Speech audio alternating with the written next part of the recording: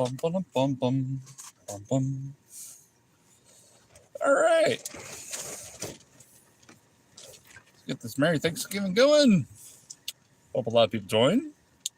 I know some people do have Thanksgiving. I know some people have no lives. Tomato, tomato, potato, potato. Anyways, in the meantime, I'm also going to be prepping my meal. Which, all honesty, back when I was about 18, 19. Anyways, in my late teens, early adolescent, young adult years, I used to know a female. Her name was Maria McKinney.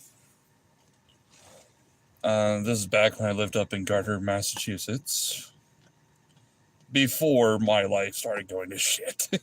Well, it was already went to shit. I was just... Before I lost a good majority of my friends because I realized they weren't really my friends. Anyways, when it came close to Thanksgiving or my birthday, she made a habit or tradition of making me a very cheesy Alfredo. And because most of us at the time, because we're in independent living, but also living out of group, under locked group homes, but yet independent living, but yet we can't really do shit without their approval still. So if you're legit accustomed to living in prison, it's kind of like a halfway house. So, anyways, but most of the time, we did our cooking from stuff we either got from the food pantry or what little we could buy with food stamps. And so it's a couple of main ingredients. Angel hair pasta. Let's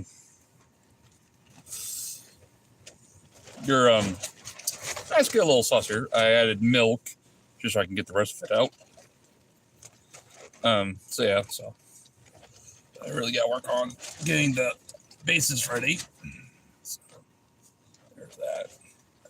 But yeah, I'm just currently making Thanksgiving meal for myself, plus pretty early birthday dinner for myself too, because like my birthday is next week. Recipe that I was taught. So for the hey Mike, hey guys.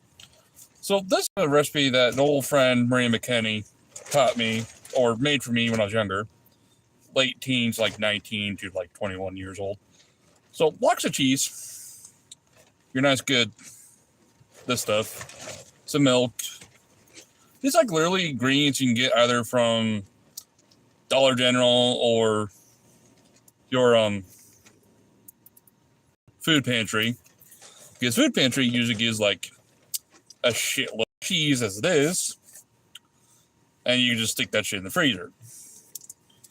So I'm in a way doing this partially in a small pot, which is an electric cooker that you can get from Dollar General for about $20. Well, 15, 17, depending on where you live. Out here in Nebraska, you can get it for about under $20. Well, the pot was about 18. The cooker was about maybe 17. So, yeah. Where am I? Oh, I am basically living out of a tent. Oh, if I could find a bear, I would. But honestly, I have a more better chance finding coyotes and water weasels right now than I would a bear. Being in the Great Plains of Nebraska.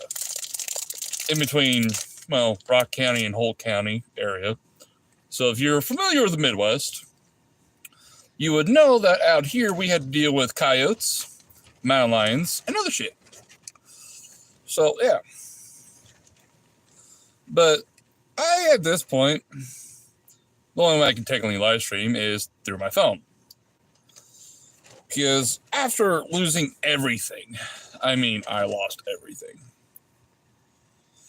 Oh, what am I eating today? I just ration my food, to be honest. But what helps me get through the day is trail mix. And that combination trail mix is... Give me a second. So that combination trail mix is partially of this nice good blend, which you can also get from Dollar General, and this blend. So you keep your fiber, protein, and everything up.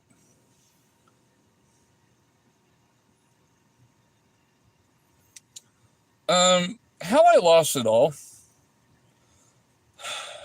Kind of a sad, dark reality to this.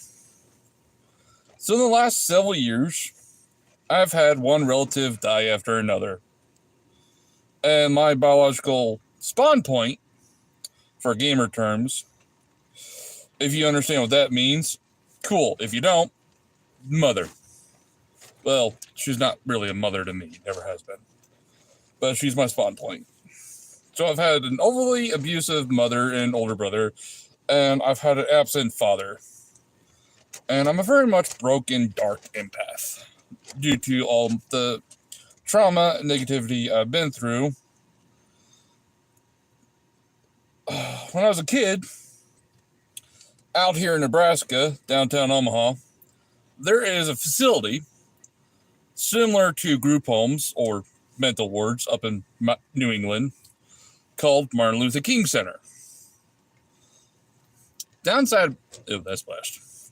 So that facility in the 90s did electroshock therapy. If you don't know what that is, you can look it up. For the ones who don't wish to look it up, it's pretty much where doctors electrocute your brain because they think something's wrong with you or told something's wrong with you, so they want to try to fix you or make your brain dead. Anyways, so that was the root start of my problems as a kid, but what happened this year, not sure if anybody was aware of my live streams back in February or my birthday last year. So, in February, my mom's best friend, only child, died. Was killed by a hospital. And I was recently diagnosed at the beginning of the year with 2 forms of cancer. And I had the second one confirmed through different eye doctors because I was skeptical at first, but had it confirmed. 2 forms of cancer I am now facing. Colon cancer. That is hereditary on both my dad's side and my mom's side. At least I haven't got diabetes or hypoglycemia yet, but I will eventually. Because both those runs on both sides too. Anyways, that was no biggie. My mom was already distraught because my nephew's second year birthday was coming up because he shares the same birthday as my older brother. Whatever. Good for him.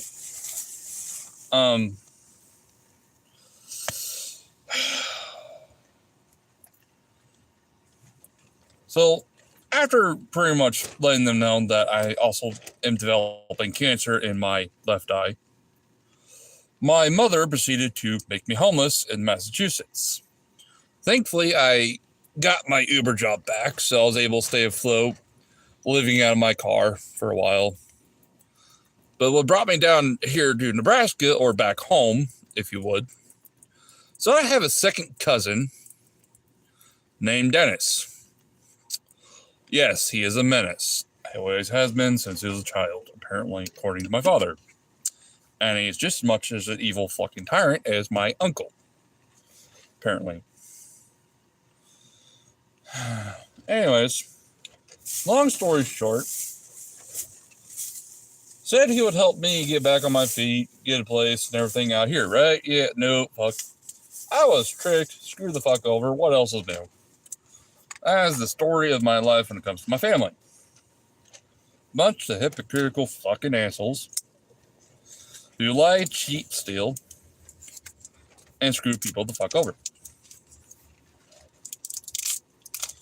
So, And the reason why I have this nice new little scar right about here is, actually, be closer so you can see it, right here, is because when I came down here about 4th of July weekend,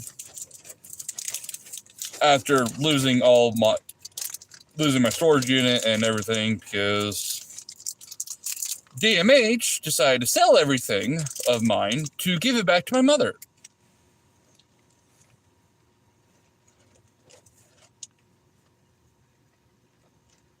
Gothic. And it. So, I'm Gothic, and I'm pretty much.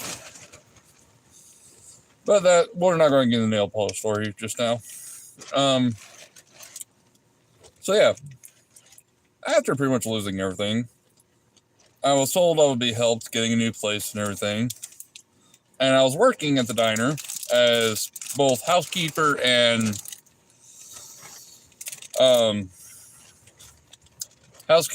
waiter, because my second cousin and his wife took over the Bassett Lodge and Range. And fun historical fact, my grandfather's brother, so my great uncle Rex, who also was part of the Shriner Circus when I was a kid, was one of the 11 original investors in that building, and is the reason why it has heated floors in the wintertime. Woo! Cool. Anyways, but back to the scar. So, about a week or so after getting down here, apparently he paid a co-worker's brother to take me to the shooting range to have me shoot a 30-06 for the first time.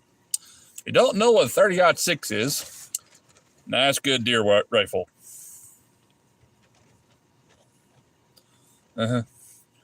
So, last time I shot a Bolty was 10 years old, 22 cal. That was when my grandfather was still around when I was 10. Anyways, so he taught me how to shoot that. But it was the first time shooting something with a scope. And I was told to kick. I wasn't told to kick like a horse.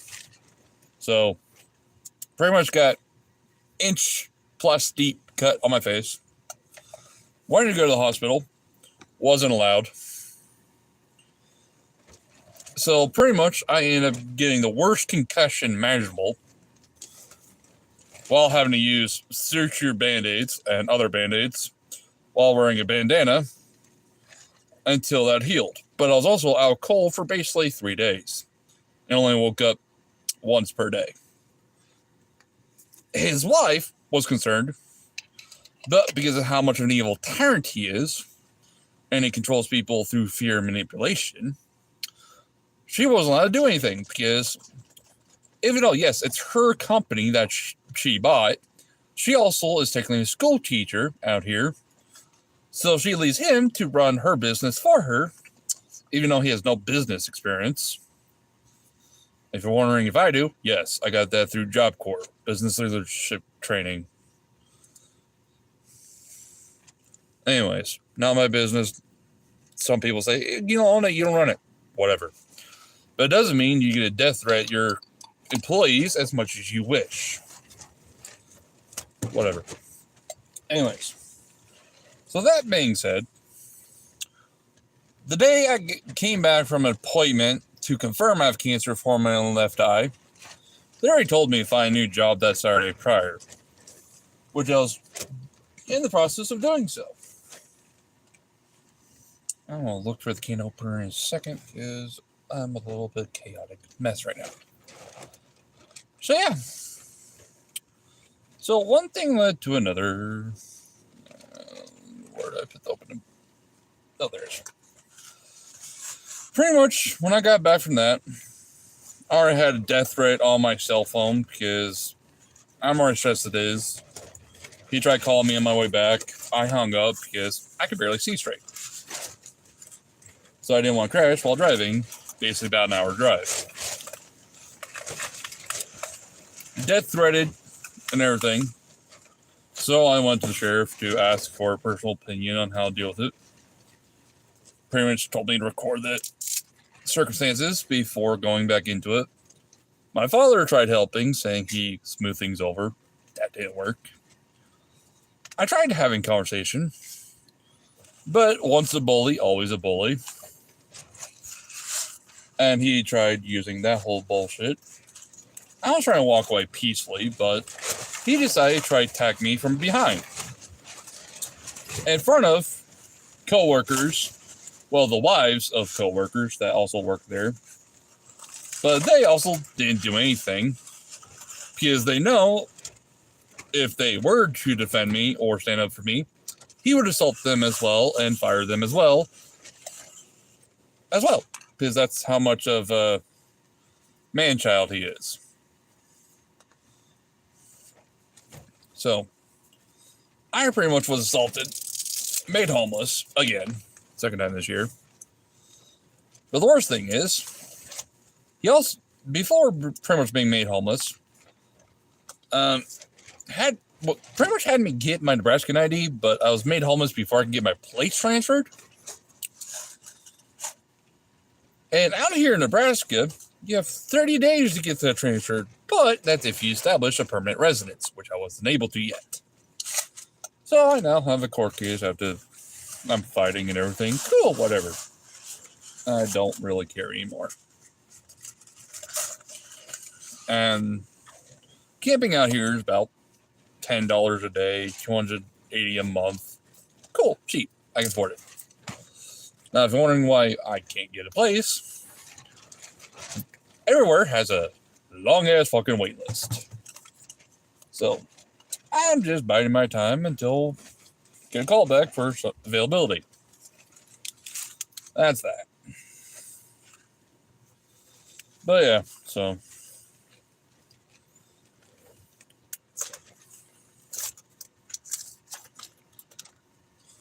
And I've always been gothic pretty much since high school. I just never really did fully paint my nails back then because living group homes and shit. Didn't really get to do what I want because it wasn't my. Never. Yeah. But anyways, so how's everybody's Thanksgiving going?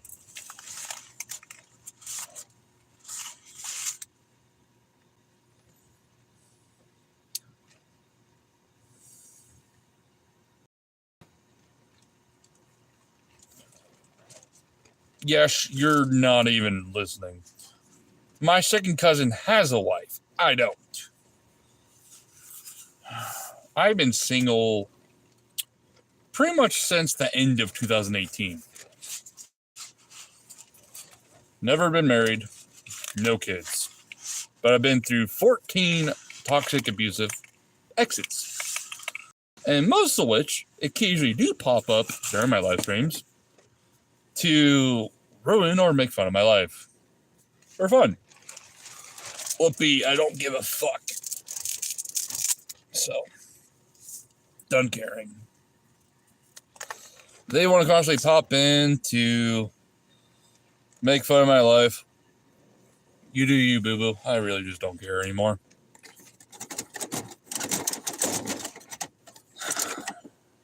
I've already died twice in my life, technically. One to heat stroke in second grade.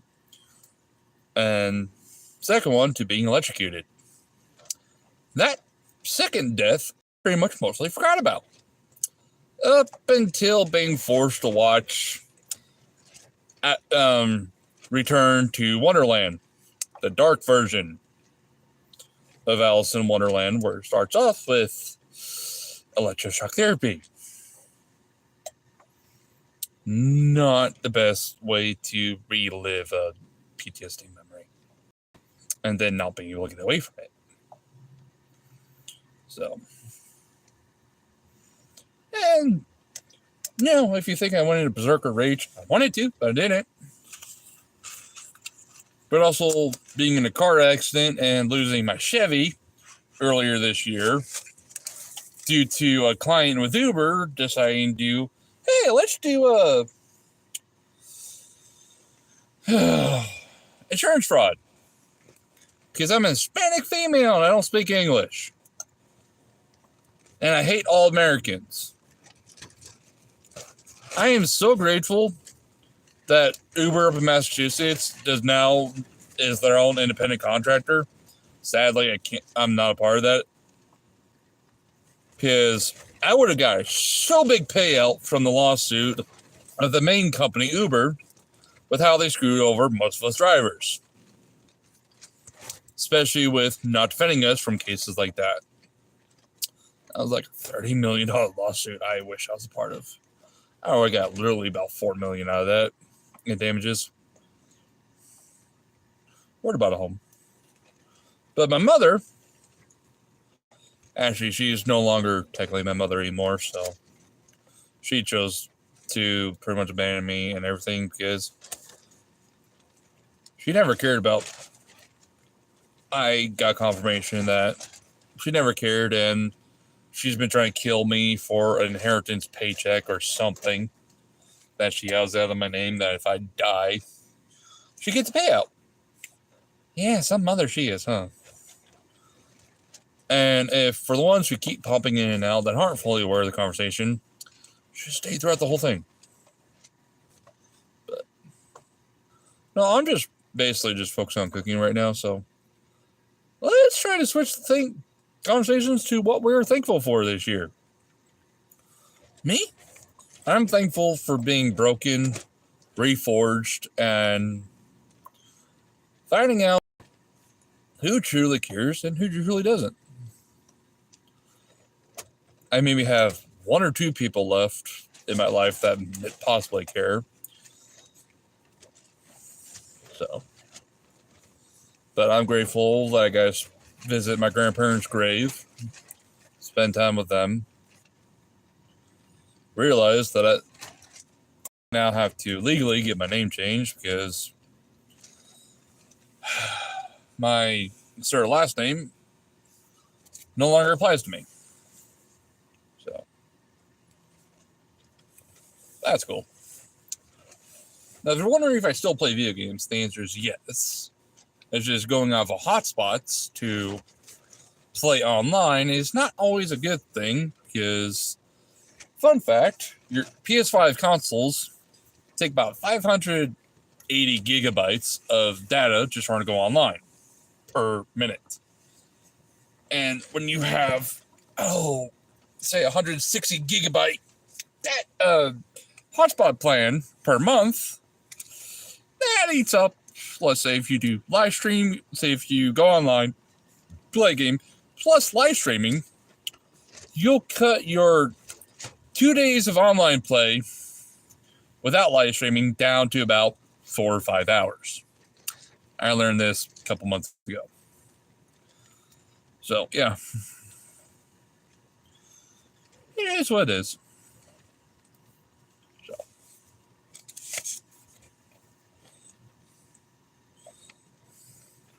So, how is everybody doing?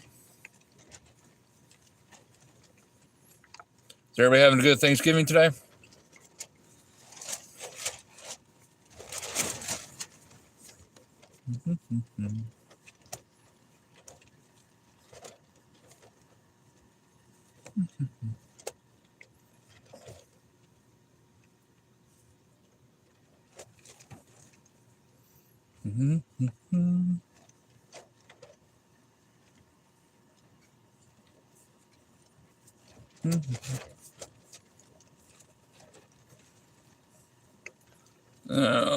Mike, hello. I don't really remember you, to be honest.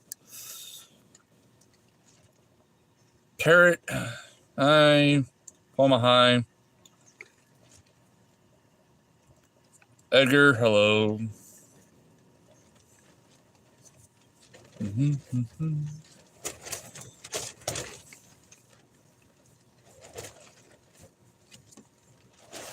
Hello, Kane. And honestly, if I did find a bear, I would probably befriend it. And it would probably take care of me a lot better than most humans would. Because a nice little fun fact, I get along with animals better than I do humans.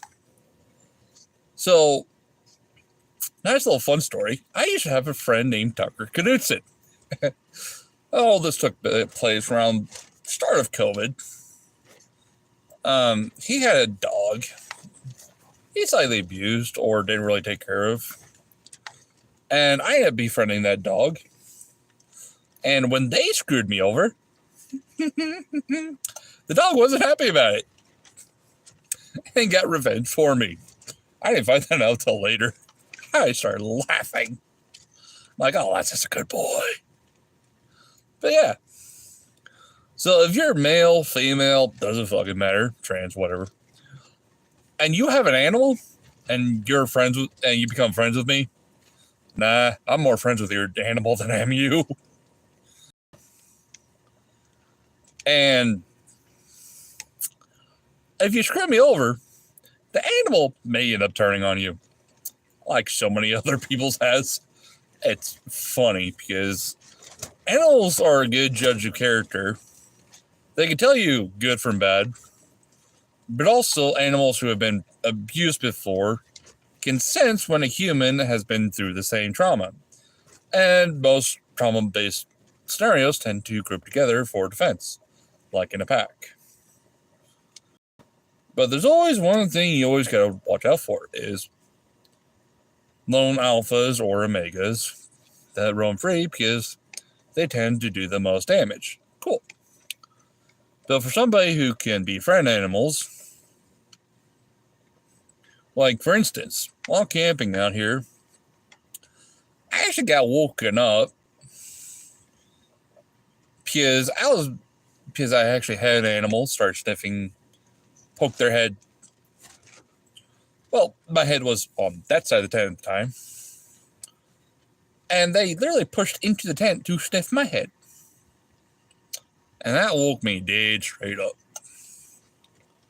Don't know. I think it was a coyote or a fox or a river weasel. Not sure. But I stared at it for a good 15, 20 minutes as it was underneath the picnic bench over there, which I have this tent attached to because the person gave it to me. Pretty much gave me a shitty tent that they no longer used. Cool, whatever. So, anywho. But yeah.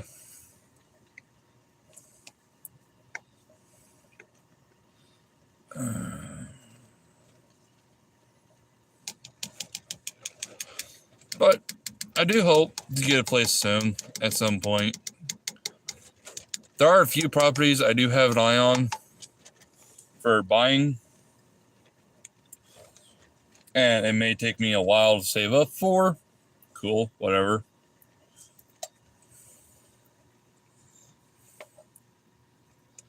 But honestly, I'm okay with that. Or if I have a friend who reaches out and has me live with them, that'll be cool too. But I only have one of those left, and they're dealing with their own issues right now, and I'll just wait for them to deal with their own problems before they reach out to me, because most likely they're going to apologize at the same time. Again, because I gave them a heads up of what was going to happen, and them being blind by love didn't listen. But we all got to learn the hard way, right? We fall down, we get back up, and we learn from our mistakes. As long as you don't repeat the mistake, you're good. But then again, I'm one to fucking talk, because my kind heart and always trying to find the good in people lands me in more fucking bullshit scenarios than you can believe. Like, then why don't you stop being kind? Because I stopped being evil a long time ago. And when you used to be evil as fuck and do more damage than good, and stop doing that to be kind, it's very much hard to go back. Especially knowing the amount of damage you can actually do if you truly let that go. For context, for first and second grade, I went to Benson West in Benson, Omaha, Nebraska. So when I was starting working the cafe and everything, there's a traveling book fair of retired teachers that occasionally, yearly, go to the cafe during the summertime to meet. Turns out one of them, or three of them, were teachers in Omaha when I was a kid, who knew me personally during my menace years as a child. They're very much happy to see my growth, and I gave up violence because one of them saw me at the worst part of my life and had to kick me out of kids club for everyone's safety, for fear of another incident of me being attacked and then losing control. But then again, I've learned how to control things a lot better than I did back then. And she was very much happy to see me again, but also very shocked to see. Yeah, that was a nice, good reunion. I'll be honest. I will be honest, there's probably one elementary school friend I wish I could meet back up with again. I still remember the promise I made him because we used to live on the same block or same neighborhood. His name is Thomas Curry. 20 years ago, during the summertime, when my mom dragged me away from this state, he asked me to do one thing: find his deadbeat father who abandoned him and his mom for another bitch in Massachusetts and beat the crap out of him. For the life of me, I can never find the bastard.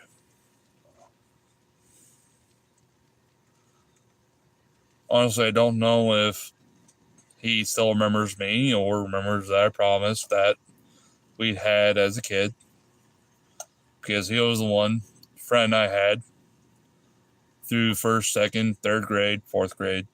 Even though we all lived in the same neighborhood and I got bounced around school to school, he was the one friend that tried to stay my friend regardless, even knowing all the hell I went through as a kid. I had one crush back then named Lauren. I remember there was another person I had feelings for that used to live across the street from me, but I don't think that was mutual. Anyways.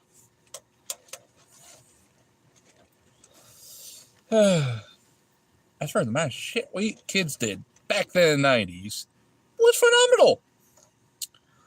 Because we could do shit and get away with it. Plus, we also lived by Gen X rules. We were at the tail end of Gen X, but at the beginning end of millennials, so we're crossbreed between both. See, we didn't have technology. We still had phone books, rotary phones, and dial-up. Or the starting of dial-up. Holy tones. First consoles we had were NESs. Or tail end of Atari. Yeah. It's the best way we had to hang out with each other were arcades. Or riding a bike to somebody's house to hang out. That's what we did. One rule was be home 5 minutes after the lights came on. Main rule growing up back then. And no, we weren't allowed to stay in the house watch TV. The only time that was allowed was Saturday mornings. Or Sunday morning cartoons. That's it. And then, yeah, we were forced to go to church on Sundays. And majority of the time, during summer, if I wasn't on the ranch helping out with cattle, I was home.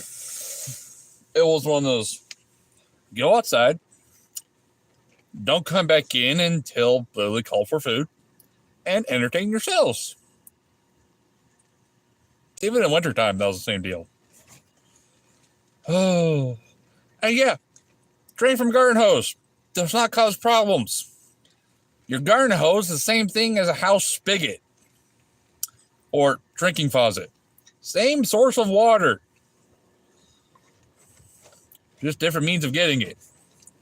So if you had a water jug, you could use that to refill outside. Not that hard. But again, those back then were heavy as hell. But also in the Kingdom wintertime, for ones who didn't really have money for sleds, we made our own. It was fun. Got a few life lessons out of it. How do you may ask? Metal shovels. Nice, slick. Slides easily on snow, especially those long scooper shovels. And if you hit a ramp you didn't expect because your friends made one, and you ramped it into the street, it's going to hurt a bit when you land. Yeah, those were good times. There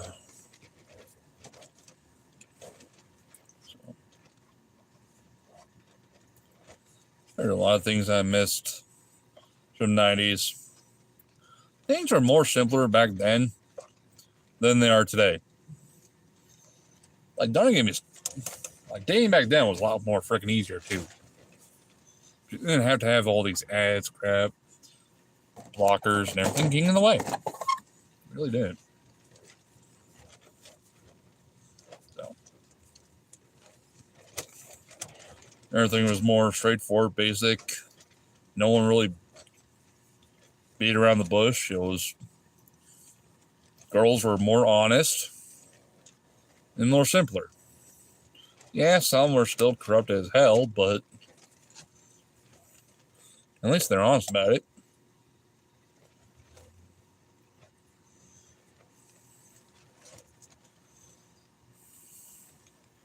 Now, for all the people that think, oh, relationships are not mutual and male's supposed to be paying all the bills, you're half right. See, if you expect the male to pay all the bills and provide all the money, and you don't want to work because you're either a trust fund baby or whatnot, there's one thing you have to understand. If you expect the man to do that, then you have your half to provide for as well. See, if a man has to provide all the bills and everything, then your job or your half of that mutual relationship or marriage is to be his shield, his comfort, and do not add stress to his life. See, if you help support a person, bills are going to get paid. And you'll get the protection you've always wanted. But if you add stress to that person's life and you cheat on them, don't expect to get bills paid. And don't expect to get everything you want from that person because it's not going to go your way. So,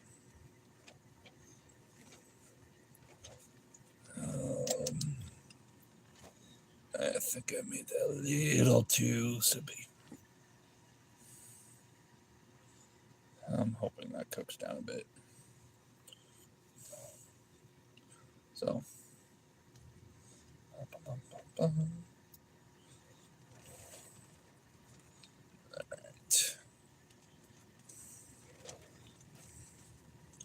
right. Turn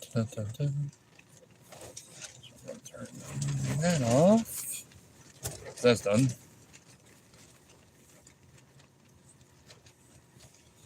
All right. Now what I'm doing, I'm going to be transferring the rules over to the root. So, don't mind me.